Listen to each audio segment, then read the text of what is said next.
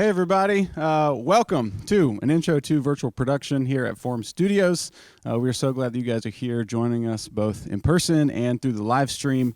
My name is Taylor Blaylock. I am your host for today. I am one of the VP Techs and a director here at Form Studios. We are thrilled today to have you guys here. I want to first shout out our sponsors for today and who've helped us put on this workshop. Flanders Scientific, you know them. They are the industry standard for reference monitors, both on set for home location and virtual production, and also for color grading in editing and color grading suites.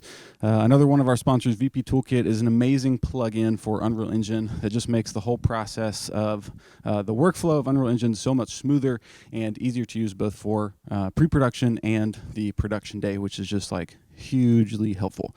Today we're thrilled to be walking through just a big overview of what virtual production is. It is obviously just an incredible technology that has evolved like crazy over the past few years and is going to continue to evolve like crazy for, I'm sure, many, many years to come.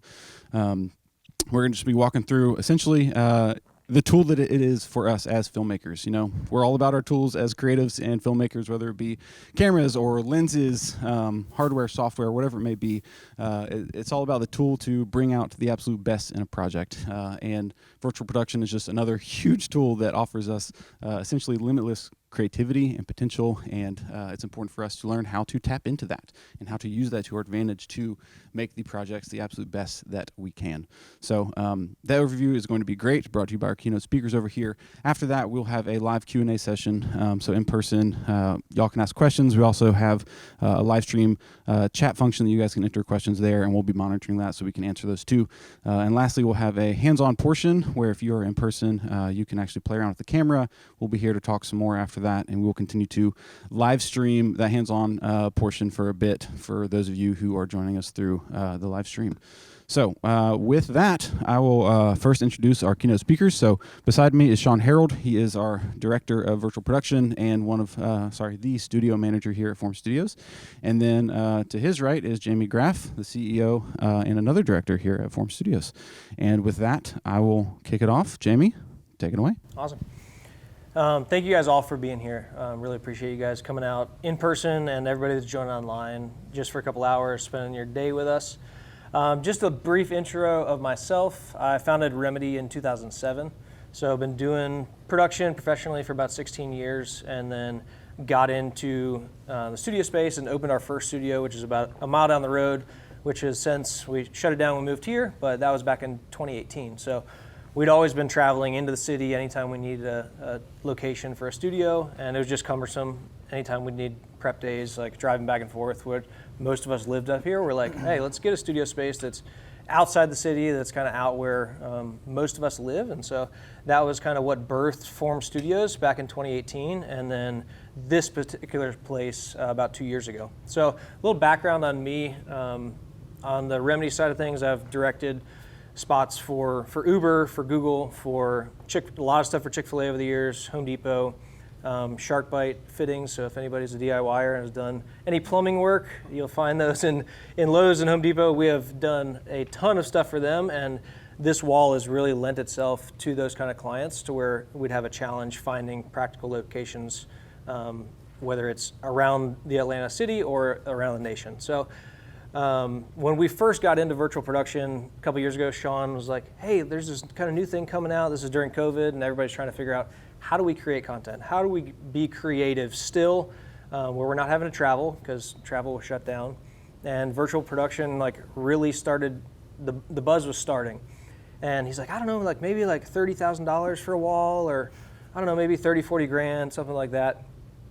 Turned out we were just 10 times off what it actually cost to get it started. So we're here, we made the investment in the dive, and it's really helped us grow as an agency and as a studio, because it's kind of still in the infancy and the early adopter stage of people building these and really understanding what an LED volume can do in terms of commercial and branded content. There's been LED walls out there for years and years when it comes to events and conferences, things like that, but integrating it into cinema cameras and into Unreal Engine is still pretty new. So as everybody knows by the title, this is an introduction to virtual production. So For anybody that already has some experience or knows what it is, a lot of this won't be new to you, but for anybody that's joining us that just wants to dip their toes in and start to learn some of the basics, some of the terms, and have enough knowledge to where they could feel comfortable doing a small shoot and then building from there, kind of that's what this will be.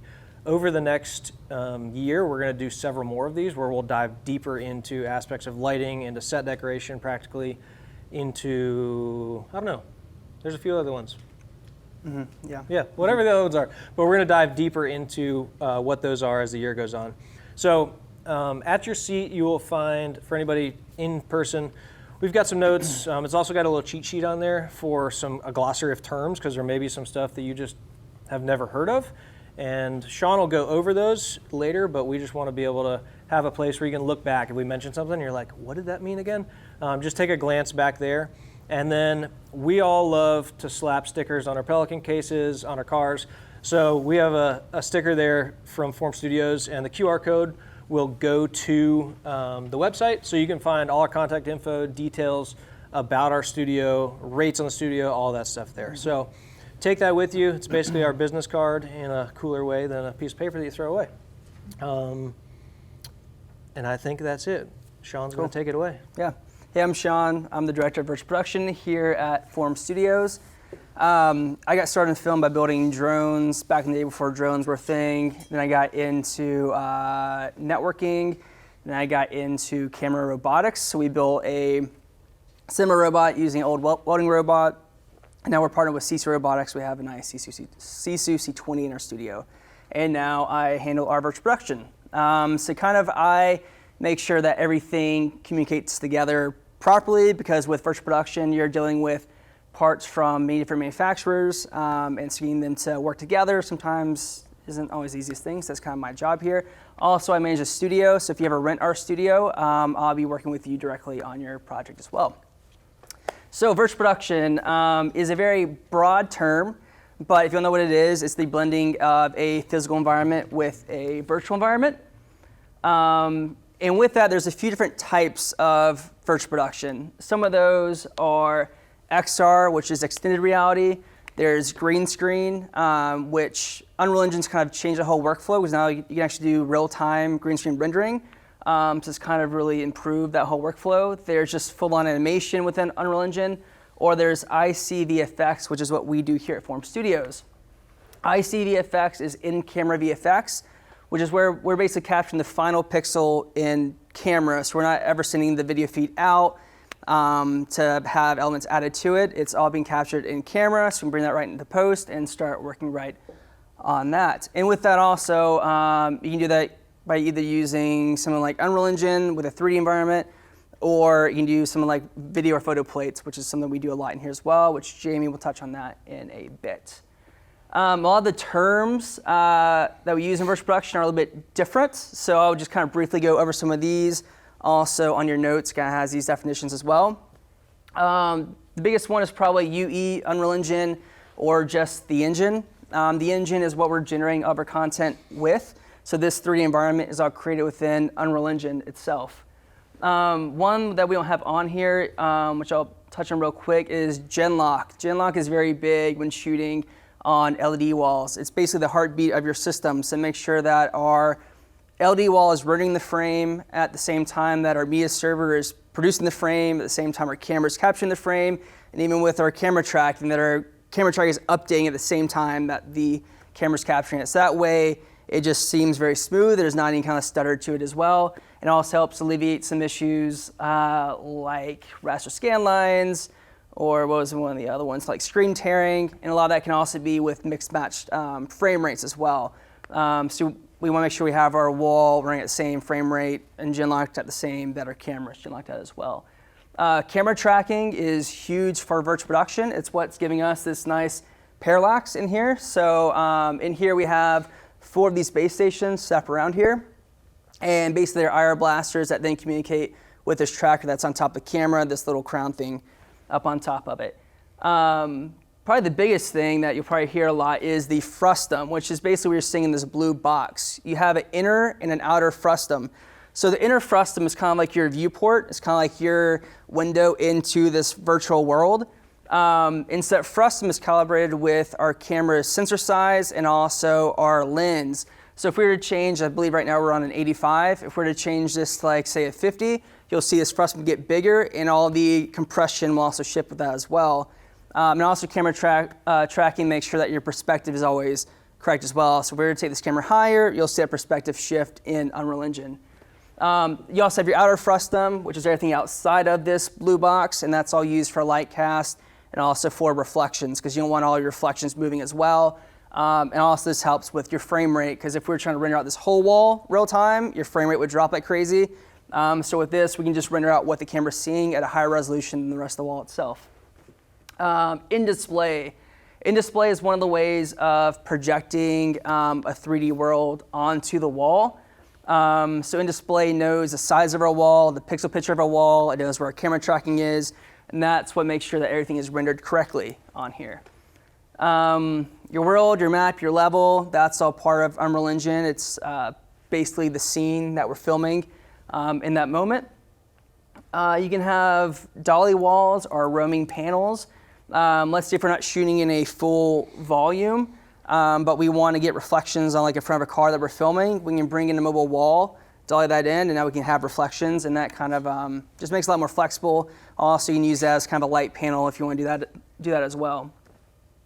0 point kind of ties in with our camera tracking. The way that we are able to get the correct perspective on the wall is there's a virtual camera in Unreal Engine that is aligned with our physical camera. And to basically get those aligned, we have a 0 point in our physical world and in our virtual world. So before we start a project, we'll basically calibrate our camera tracking, zero everything out, and that way this camera aligns with this camera back here on the wall itself.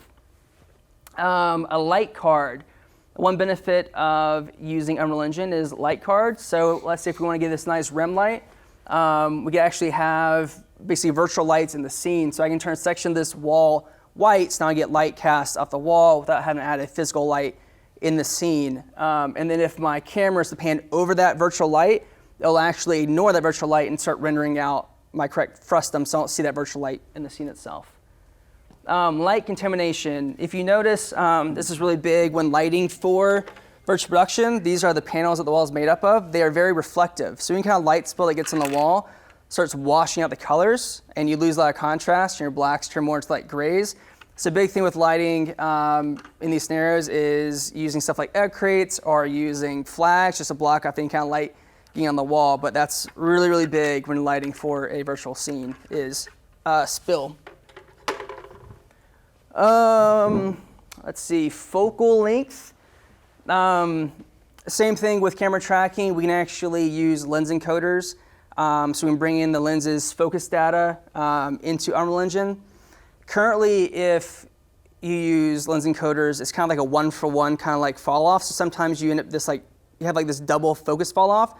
And so one of the sponsors is VP Toolkit, and with their program, they have this focus algorithm that kind of has this nice curves that makes the digital focus with the camera's focus kind of blend a bit better than it would naturally in Unreal Engine. Yeah, and with focal length, you want to make sure that if you're using a photo or video plate, however that has been captured, if you've got some distortion with straight lines, that you're kind of mirroring that with your camera in studio, so that you don't have like an unnatural compression, and you're matching focal lengths of your camera that you're using with your background plate. Yep. If you're shooting like super shallow, you don't have to worry about that as much.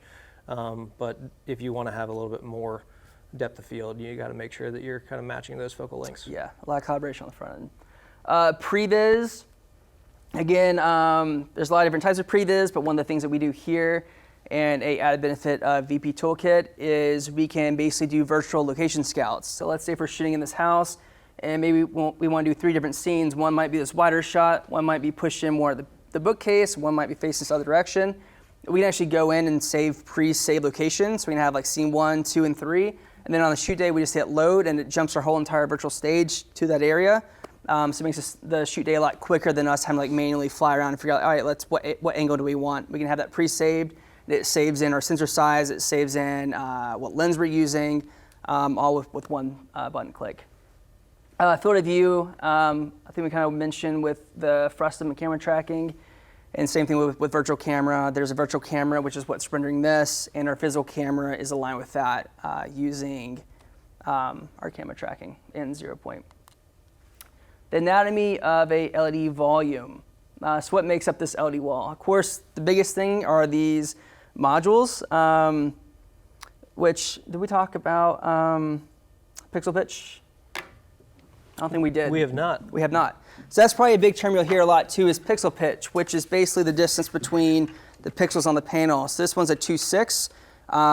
They have 2.6, 2.3, 1.8, 1.4, 1.2. So basically the lower the pitch, so if we go down to 1.2, the more dense the panel is. You have a lot more pixels. So a lot of times you can get a lot closer if it gets closer to the wall when you have a higher pixel pitch, but with a higher resolution, you then need a lot more rendering power to push that. So we found 2.6 in our studio, which has been a great fit. But basically our wall is made up of, gosh, what would we say, 560 of these modules right here.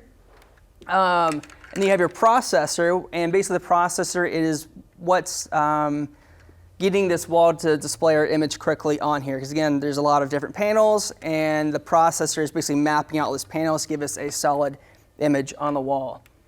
I mentioned Genlock. Genlock's very important, so we have a Genlock generator, and basically that goes out to our camera, to our media servers, to our camera tracking. And then camera tracking is also huge if you're using Unreal Engine with a 3D environment. That's what's giving us our frustum and our parallax and our correct perspective.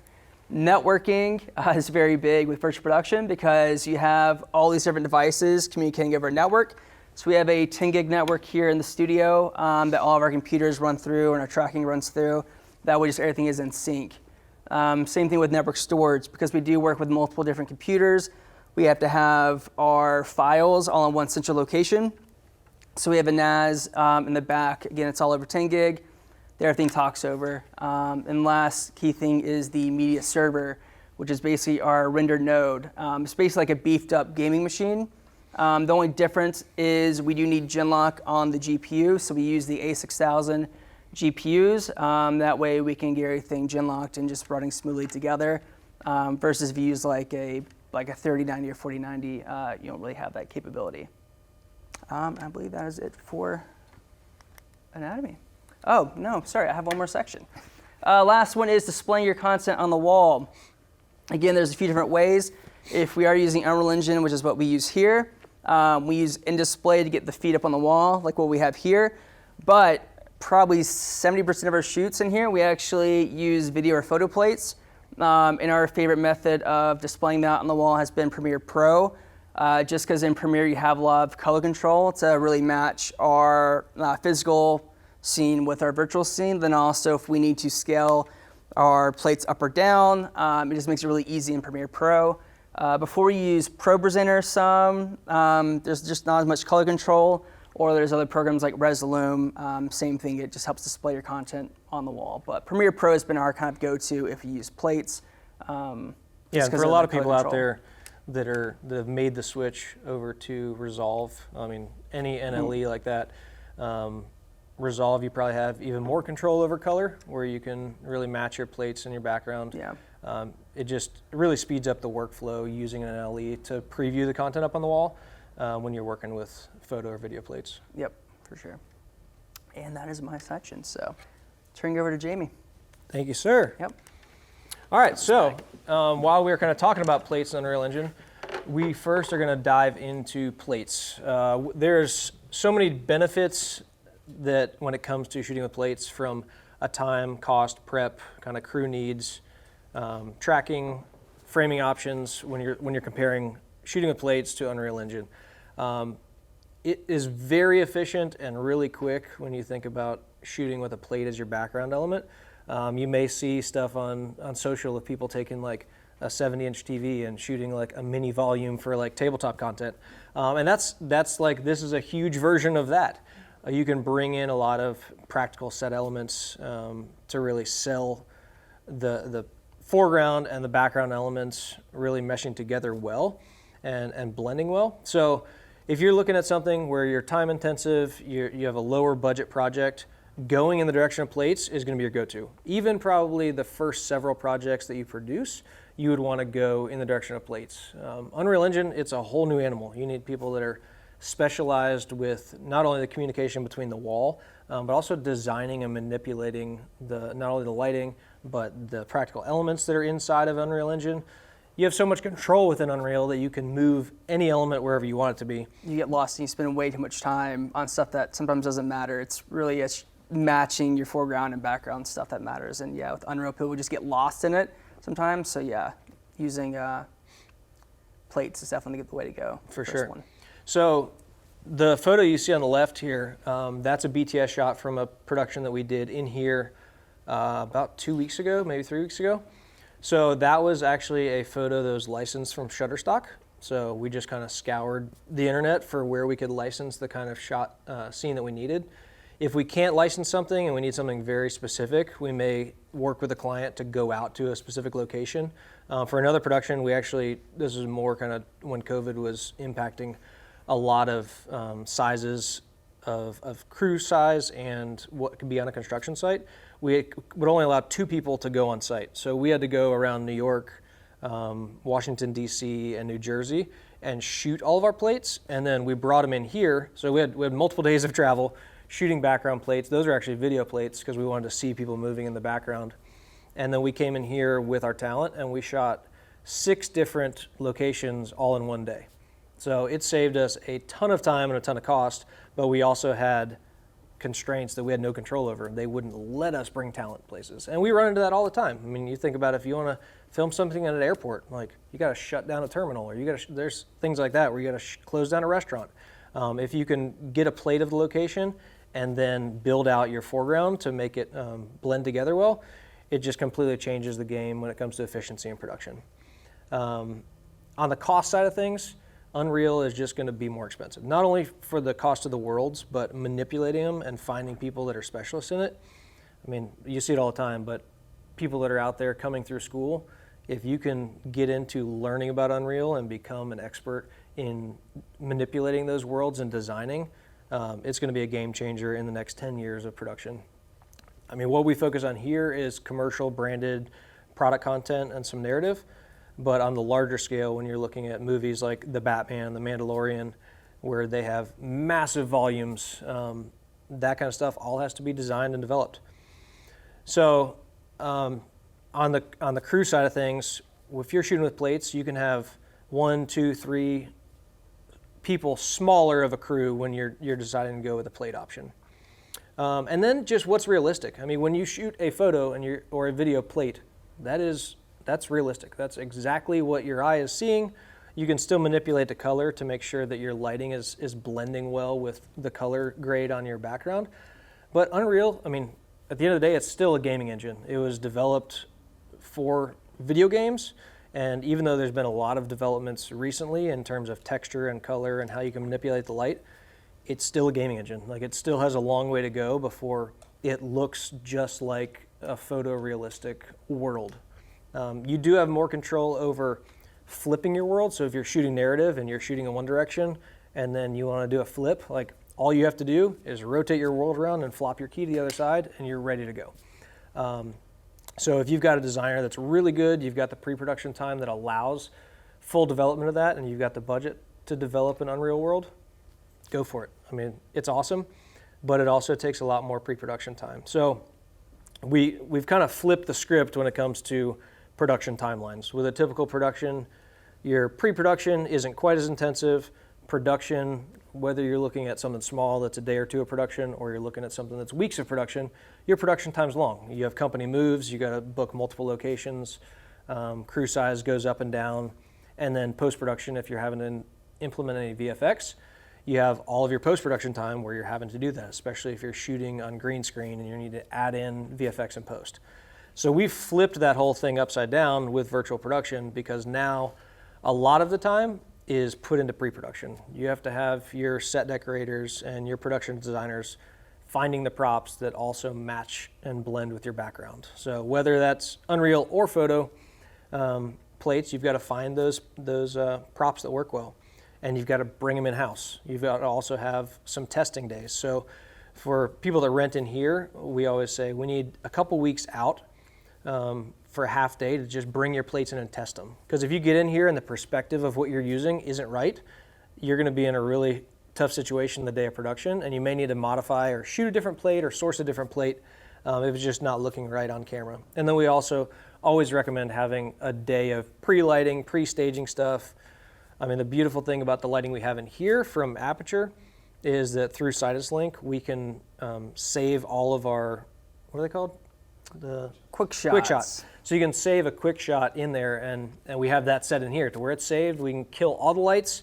You can save multiple ones for each different scene that you're shooting, and you're not having to like relight. You can spike location on the floor of where a stand is, but you bring it in, you press a button, and all of a sudden all the lights go to the temperature and the intensity that you had them set out for that particular location.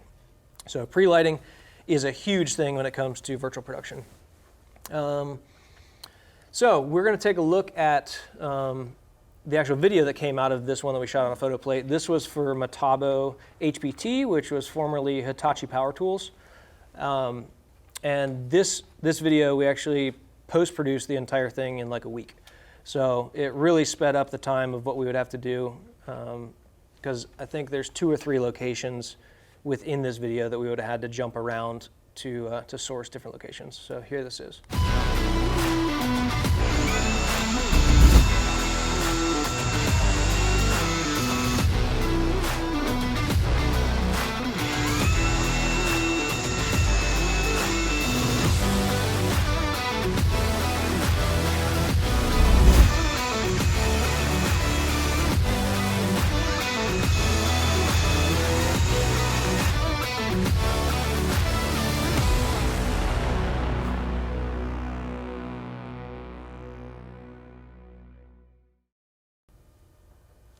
So we love how it turned out. When it comes to clients that have been traditionally shooting on location for years and years and years, like it takes sample work. It takes the guarantee of if this doesn't work out, we'll go shoot it again on location to kind of get them in the door the first time. But when we did the first production for them in here a year and a half ago, and they were all sitting up in our client lounge, they had cameras up on preview monitors, like they didn't know what was practically here in the studio and what was actually on our plates on the back wall. We went down to the extent of like 5-gallon buckets of paint that were in the photo plate. We had the same ones here, and they were like stacked, and you couldn't tell where they started and stopped. So when you do it right and you really light things to match what your background is from your key, from rim, whatever you're having, and reflections, like stuff like this, you're gonna have warm reflections coming off of like warm wood. So when you mirror that in here and we bring these lights down to like 3200 or wherever they need to be, it really sells and it blends really well together. So in the past, we would go into these productions, and in construction and a lot of industries, you have to make sure that things align. If you're shooting manufacturing, things have to be in that manufacturing state when you need to capture it. In construction, if you need to be shooting during a certain phase of the project, you're having to find a project that hopefully 3 or 6 weeks down the road when you've planned production is actually at that stage. But if you have weather delays, like, oh, well, we didn't get to pour the slabs, so now we're not framing anymore, and you've got to pivot really quickly and figure out how to do that. I mean, we've had several times to where it was supposed to be a beautiful day and it ended up pouring. It's like, all right, client, we have a kill fee for our whole crew now. Or when temperature is 30 outside, it's 70 in here. In Georgia, if it's 95 and humid outside, it's 70 in here. And so that brings a lot of comfort to talent. You're not having to like blot people the whole time or like warm people up under heaters. You're not having to do wardrobe changes. So it just speeds up production to a level where you don't even understand it until you get a few of these under your belt, and you see all of the advantages, which we'll kind of go through a lot of the benefits here in a second, but it's really amazing to see what virtual production does. So now we're gonna kind of jump into Unreal. So this project we did in here a few months ago in Unreal, and the beautiful thing about Unreal is you find your world and you can set your lighting to whatever time of day you want it to be. You can set it for sunrise, you can set it for sunset, and it stays there. You're not having to look at, well, we only have golden hour between 6 and 8, and you're having to look forward on Sunseeker to say like, okay, our production date in 8 weeks, where's the sun gonna be? What's gonna be happening? And then if you're wanting to do an entire spot that's just focused around a certain time of day. You're shooting morning, you're shooting evening for 2 days or 3 days just to get that scene. Whereas within Unreal, you can set your lighting, you can set the time of day, and you just leave it. You don't have to change anything. So something that would traditionally be 2 days or 3 days of production could be brought down into a single day of production.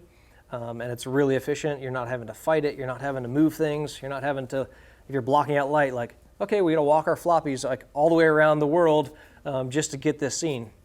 So really, really powerful when it comes to Unreal. Already talked about some of the advantages and benefits, but let's check this one out that we shot in here a few months ago.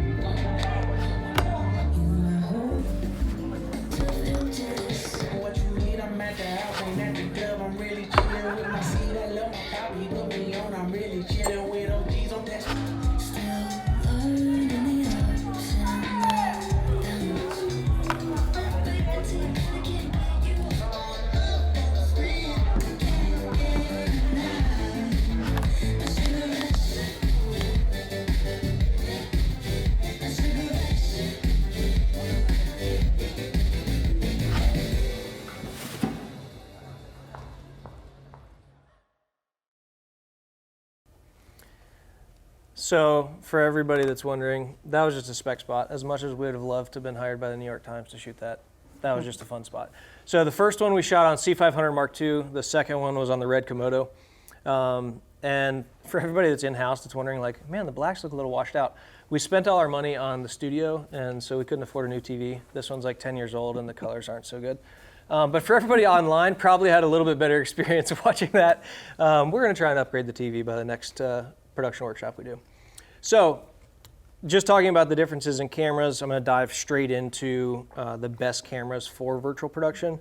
I think at some point we're going to drop the YouTube link to the camera test video that we just released last week so that everybody online can have it. For anybody else, you can check out Remedy Films' YouTube channel, and there's a Form Studios playlist in there, and that video's on there. So I think it's around 20 minutes or so, but it compares 8 of like the most commonly used cameras and like what we get the requests for the most. People say like, oh, I have this camera, will this work? And honestly, like, we didn't know. We'd shot with several cameras, but we didn't shoot with 8 of them. And so we reached out, and we had PCNA partner with us, and Mick Hawkins partner with us. We had Phil Stevens with Bedhead Rentals. He gave us an Alexa Mini LF and Alexa 35. So we tested the V-Raptor, Blackmagic, C500, Mini LF, Venice, 35, the Komodo. So we took 8 cameras and we put them all with the same lenses, same focal length, same scenarios, and we tested like what's working the best. The one thing that you have to make sure when you come into any virtual production stage is you have to have a camera that has gen lock. If it doesn't, you're just gonna be in a world of trouble. You may be able to get away with some like really bright scenes and not see scan lines and artifacts and things that are going on in the frame and screen tearing, but if you find something with gen lock, that's gonna be your best bet. So not to dive too deep into it, but the 2 cameras that turned out to be the best scenario in all of this is one of the most expensive and also one of the cheapest. So the red Komodo did fantastic. It's like a $6,000 camera that's 6K, but it turned out beautifully. We didn't have any issues with it. And then we actually used the Venice 1, but the Venice 2 is supposed to have a lot of options within it that are designed for virtual production. So I'm sure that it would have even better results, but we didn't have any issues at all with the Venice 2, or the Venice 1. So red Komodo and Venice were kind of the top of the list when it came to what worked the best in virtual production. Which biggest reasons, red Komodo has global shutter. Global shutter on LED walls is pretty much flawless, and yeah, the Sony Venice has a really fast sensor readout, and that's what made that one stand out from the rest of the cameras, was how fast it's capturing the image. Thank you. So, who is going to love virtual production? Well, probably everybody in here, if you have or haven't had an interaction with it, and everybody online. So it doesn't just have to be the director, it doesn't just have to be the producer saying like, we need to be more efficient, we need to make more money, all of those things. It's really anybody that's involved. So directors, producers, DPs, head of production, set decorator, production designers, all the way down to talent. Like, they're gonna have a more comfortable experience. And in contrast to shooting on green screen or having to key in later, I mean, you see Hollywood movies and you're like, how do actors act so well inside of just a big blue environment with a couple props in front of them? And they're very seasoned, but for productions that are like 50,000 or 100,000 or 300,000, like the actors that you're able to afford, some of them may be fantastic and be able to do anything in any environment. But when it comes to being immersed and feeling like you're actually in the environment, you can see where you are, you can feel where you are, you've got the foreground elements in there. The performance that you're going to get out of talent is going to be a lot better than plopping them on a green screen and then being like, well, this is what it's going to be like. Just imagine that you're there.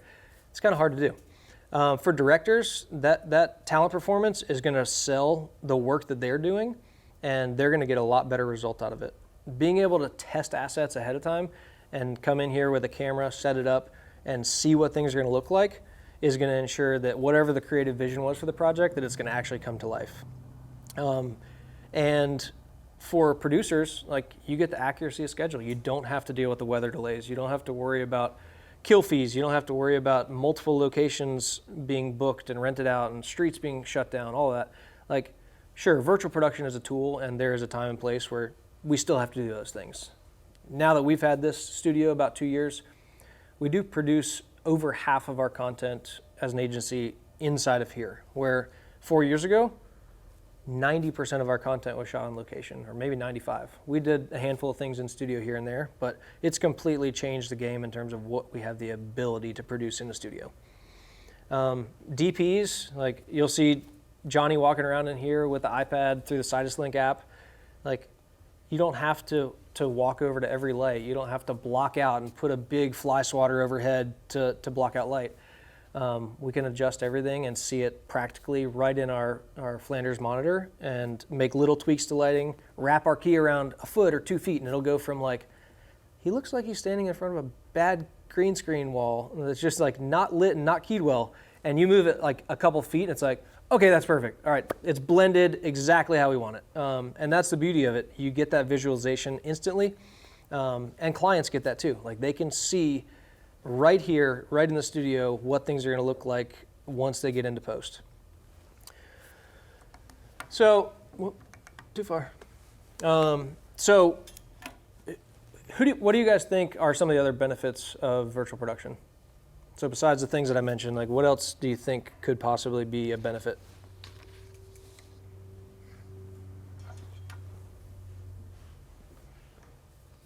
Anybody in the chat or anybody here in person?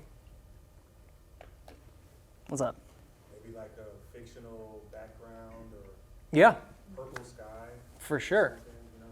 Yeah, so I mean, you were actually here for a fight scene for us about a year and a half ago, and we were able to manipulate and make like a very futuristic looking scene that they could fight in that they just can't do on location. That would have had to be done in green screen, and you would have had to key. And when you've got that kind of fast movement, like, you never know. Like, if we wanted him to be in a green costume or a blue costume or a green and blue costume, you could have done that, and we wouldn't have had to worry about the key. So yeah, it opens up creativity. I mean, when you're looking at sports, music videos, things that you want like a lot of high action and color things going on, like, you can throw that up here for sure. I think Taylor has one from the chat. Yep. I'm just bringing a mic around for. Oh, Just okay. bringing a mic around for anybody in Gotcha, person gotcha. so Cool. that people can hear it. Gotcha. Yep. How has it affected your crew costs in terms of overtime? Can I have you repeat this in the microphone? Sure. How has it affected your crew times, length of days?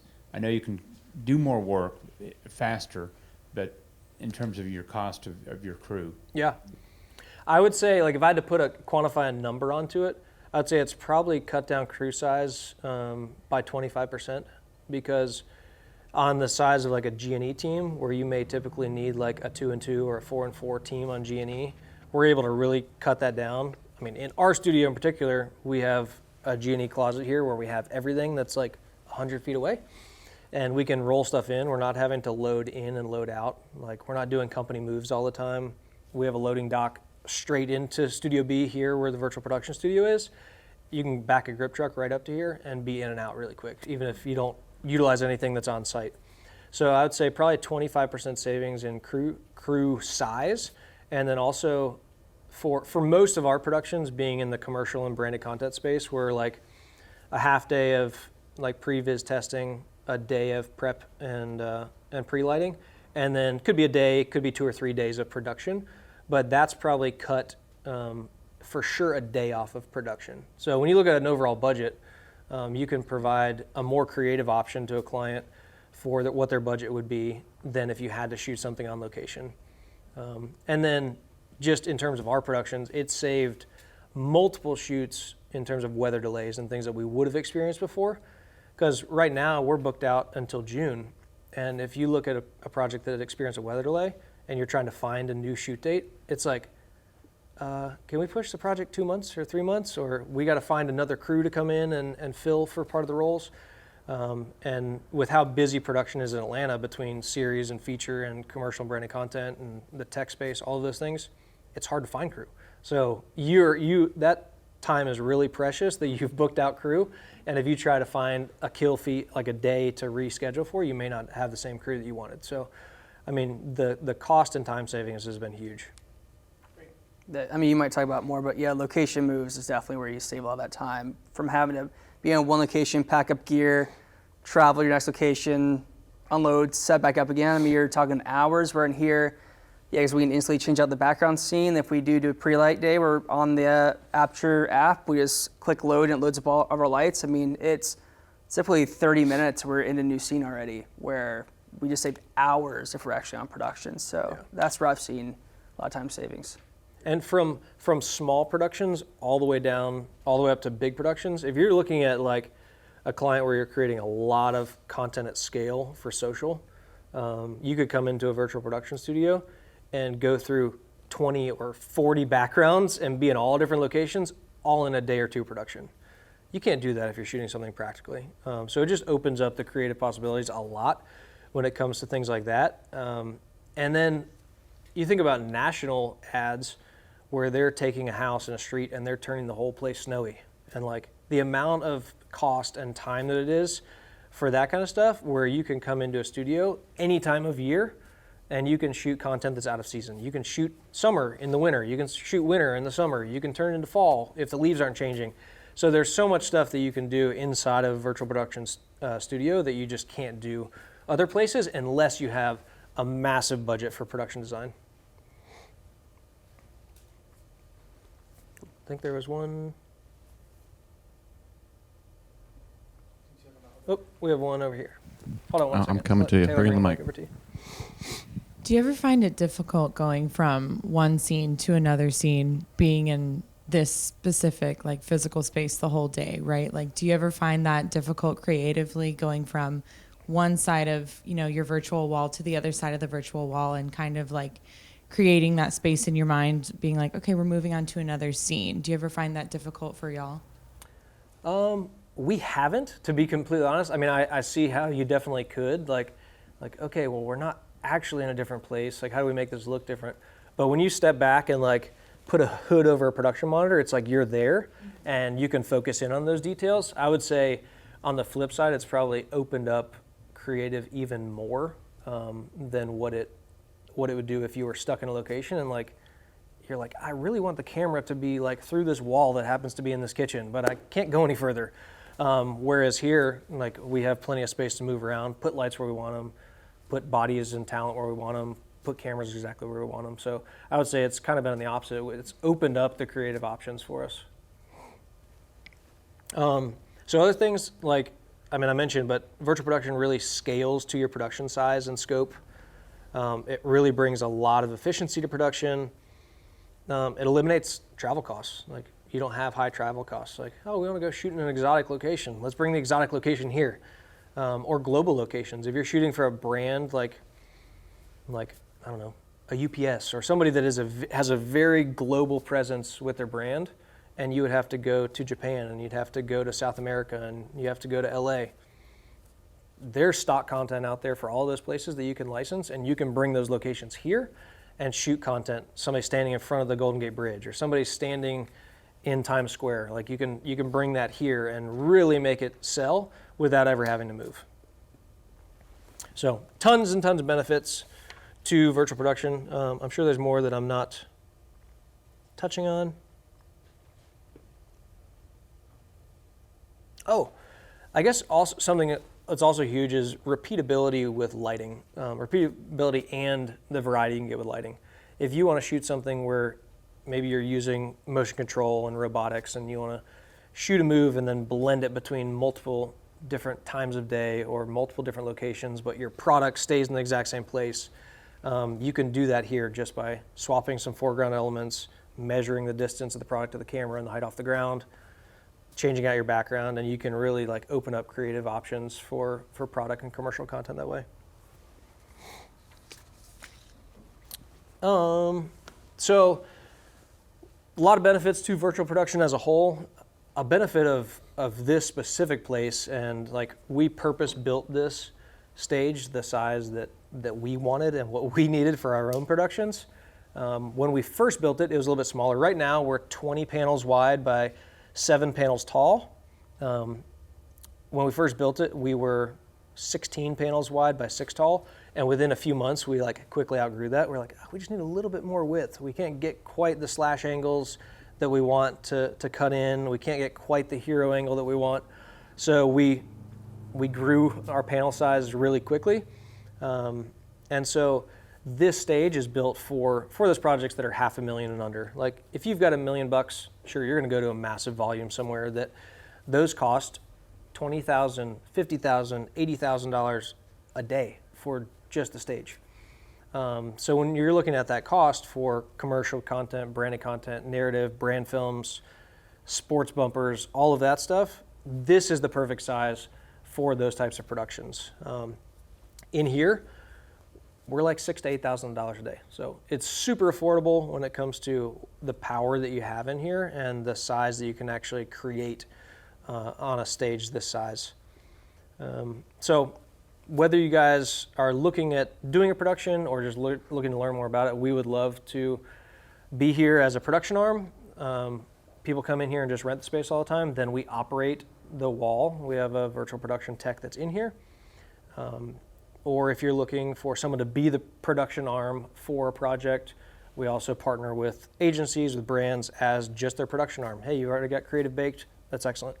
So at $6,000 to $8,000 a day, it's really approachable for most budgets. Like I would say the starting point, unless you're getting if you're getting really, really tight on budget, you could probably get down to the $20,000 or $30,000 range. But like we say, kind of around $40,000 and up is the sweet spot for producing something in here.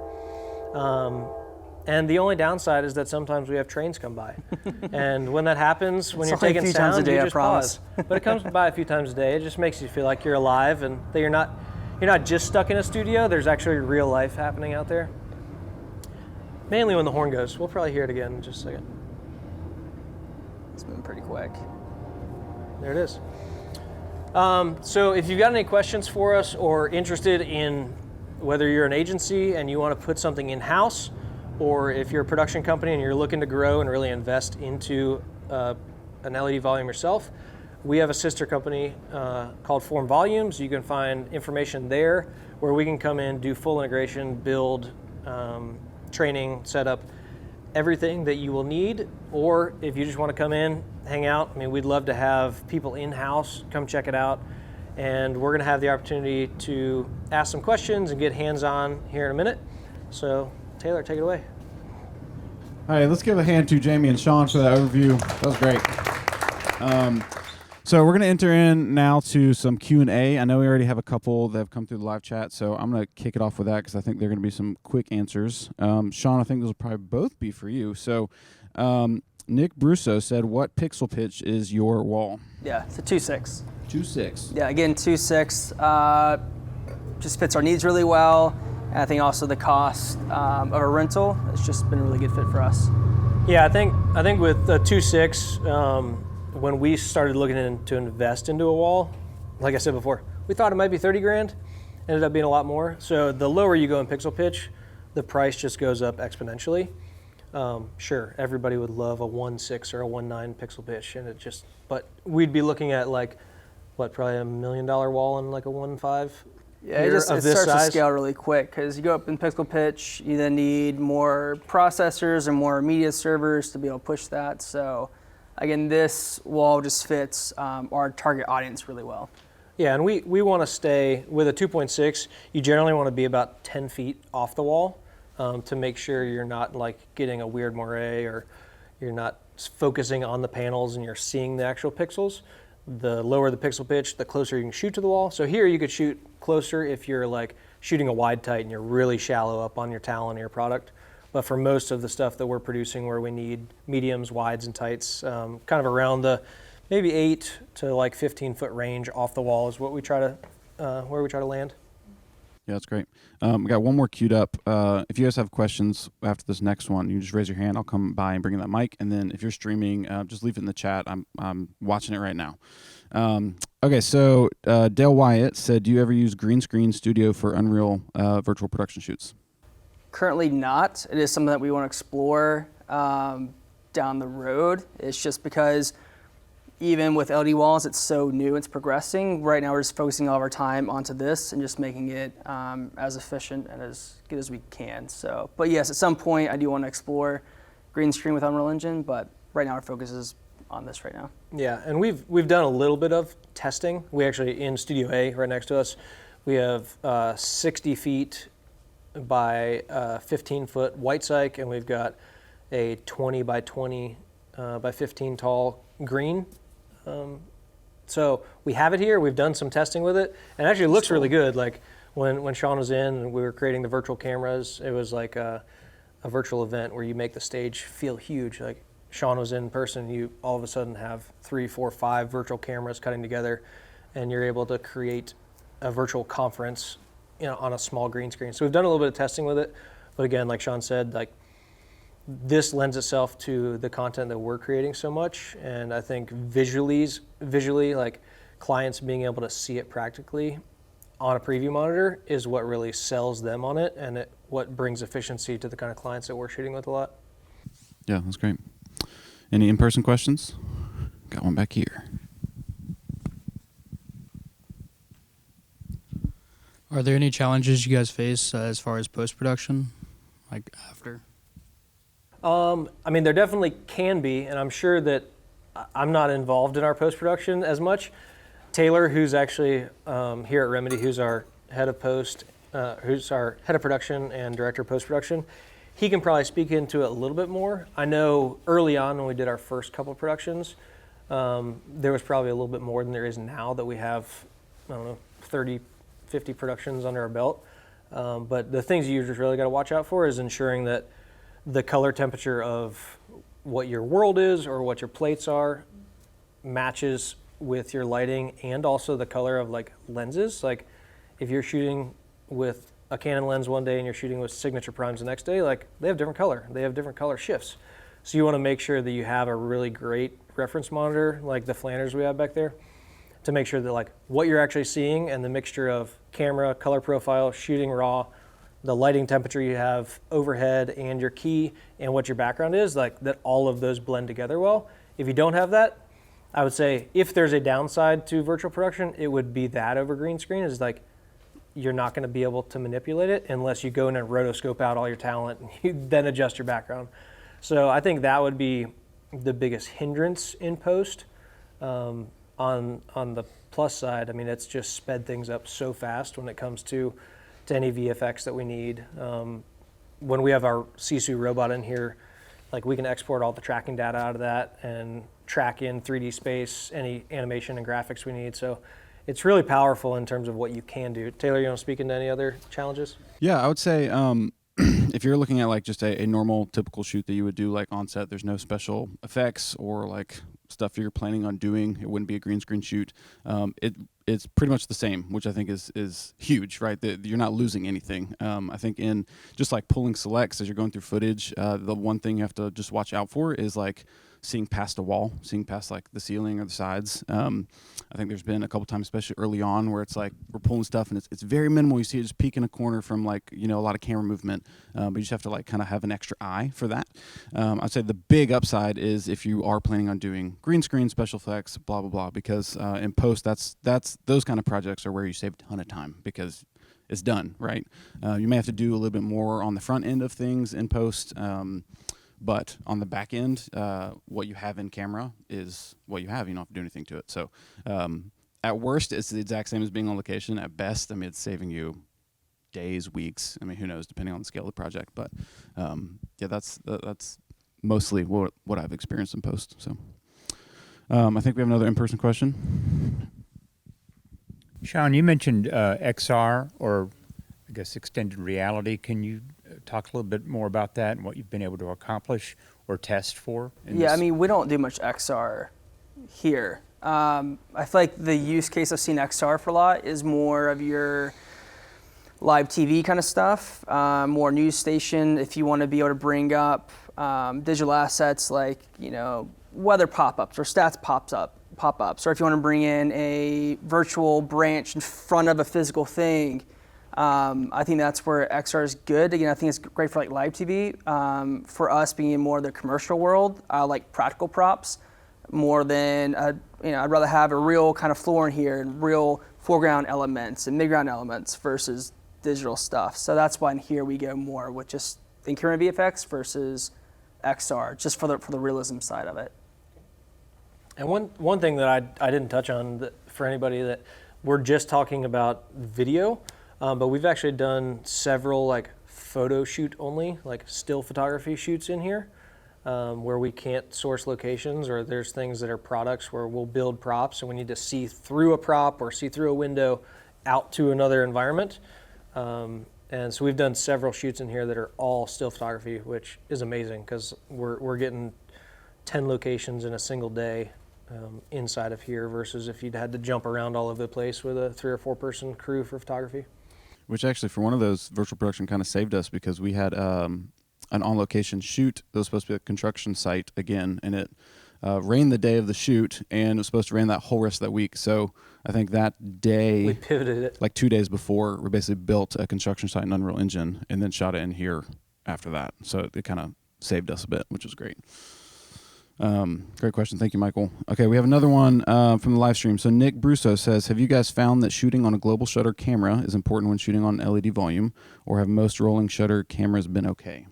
Yeah, I mean, I wish every camera we shot in here had global shutter because there's really no issues with scan lines with the global shutter camera, which is why the Komodo has been so great. So yeah, that's why we recommend the Komodo a lot for shoots, just because the price is really affordable.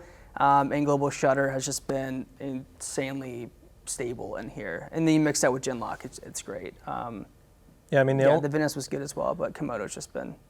with our camera test that we did that I referenced earlier, correct me if I'm wrong, but I think the Komodo was the only global shutter camera out of the 8, right? Yeah. So we had one global shutter camera. It did great. Big thanks to our DP and friend Mick Hawkins for bringing that camera in. It's been amazing on several projects that we've used on, but then with rolling shutter of the other 8, the Venice is rolling shutter, and it did fantastic. The C500 Mark II, when it's gen locked and things are going well, it's rolling and it still works great.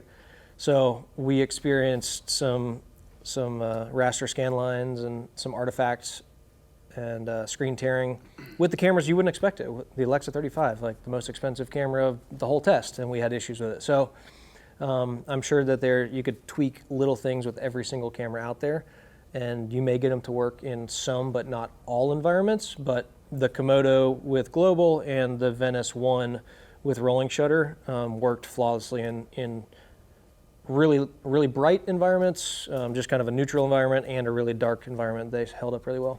Yeah, I'd say an important reference for that test too is that we're intentionally trying to test just like right out of the box how do cameras react, because there are a lot of like problem solving that you can do to mitigate, tearing issues and screen tearing issues, and just how the camera's reacting to like the specific wall that you're on. But just one of the big things that we harp on is testing and making sure that like you're perspective, your plate's going to work, your world is going to work. Another thing is just the camera is going to work. So there's a lot of answers to go through and change settings to fix a lot of some of that screen tearing that we saw in maybe the higher end cameras. The biggest thing it has issues with typically for most cameras is just tilting movement. It's the vertical up and down. And muddy colors. In muddy colors, yes, that's another big one. But if you're doing something on sticks or a lot of horizontal panning movement, it tends to be pretty safe there. It's just the tilting that tends to be problematic. So, any other in person? We got one back here. Yeah, how seamless is a setup like this for things like pickup shots? If you miss something on shoot day, or something else comes up, or something changes after shoot. Yeah, I think with pickups, if you forget something, if there's a line delivered that just cannot exist because of a legal issue, or it's technically wrong for a client, or if you just forgot something in set, I think the big thing with that is shooting BTS photos as much as you can that show wide so you can recreate that scene. But yeah, you have the ability to shoot pickups in an environment like this because you can, in a matter of hours, recreate exactly what you did a day ago or a week ago. Whereas traveling and shooting practically on location, you may not have access anymore. You might have to have a big crew to get in for a reshoot, whereas here you can really scale down and be a lot more efficient with getting any of that pickup content you need. Which, if we save the lighting in SciSlink, we can just recall the same lighting scene from that shoot weeks ago as well. Yeah, Great question. Well, same time. Hey. All right, that is going to be it for our Q&A session. We are going to move into some hands-on time for those of you in person. For those of you through the stream, we'll keep this stream going as we're doing some hands-on time. If you have more questions, please keep them coming in the chat. We can keep moderating that and answer those through there. Or if you have any other questions, you can always go to our website, formstudios.com, and reach out to us there. We'd be happy to hop on calls, answer emails, whatever it is to help you on your journey and learning more about virtual production. So remember, this is the first of many workshops that we're doing this year. So check us out on social at Form Studios to stay tuned with those. And with that, we'll move into our hands-on time. Thank you guys for joining us. Thank you. We're so glad that you could join us for our first workshop of the year, Limitless Potential, an intro into virtual production. If you want to keep learning more about virtual production, be sure to check out and subscribe our main YouTube channel at Remedy Films.